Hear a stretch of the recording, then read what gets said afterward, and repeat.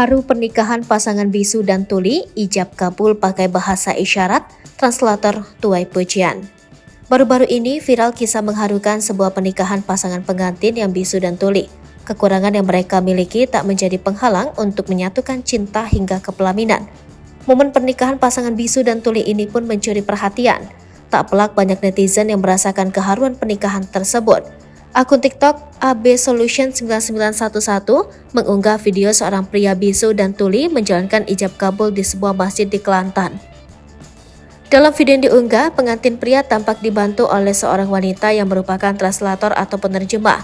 Wanita berbaju hijau tersebut menjadi perantara pengantin dan penghulu untuk menerjemahkan bahasa isyarat. Saat penghulu memberikan khotbah hingga bacaan akad nikah, sang translator mengubahnya dengan bahasa isyarat agar pengantin pria paham. Begitu pula ketika pengantin pria menggerakkan tangannya sebagai bahasa isyarat, wanita berhijab itu menerjemahkannya dalam bahasa setempat.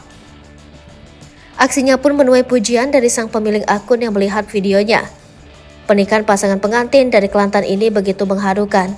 Kedua pengantin tampak serasi dalam balutan baju nikah Melayu berwarna putih. Menurut seorang pengguna TikTok, pengantin wanita yang diketahui bernama Yuyu ini juga merupakan teman tuli dan bisu seperti pasangannya. Netizen yang melihat jalannya pernikahan pasangan ini ikut bahagia hingga terharu melihat pasangan yang memiliki kekurangan ini disatukan oleh cinta. Sama-sama memiliki kekurangan, mereka kini sah menjadi pasangan suami istri.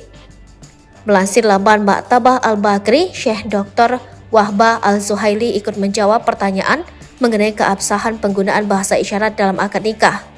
Menurutnya, pernikahan orang bisu bisa dilakukan dengan tulisan atau bahasa isyarat merujuk pendapat fuqaha. Namun menurut ulama Hanafiyah hendaklah dilakukan dengan tulisan jika mampu melakukannya. Berdasarkan video yang beredar, lafaz ijab kabul oleh pria bisu tersebut dilafazkan melalui bahasa isyarat yang bisa dipahami sehingga dianggap sah.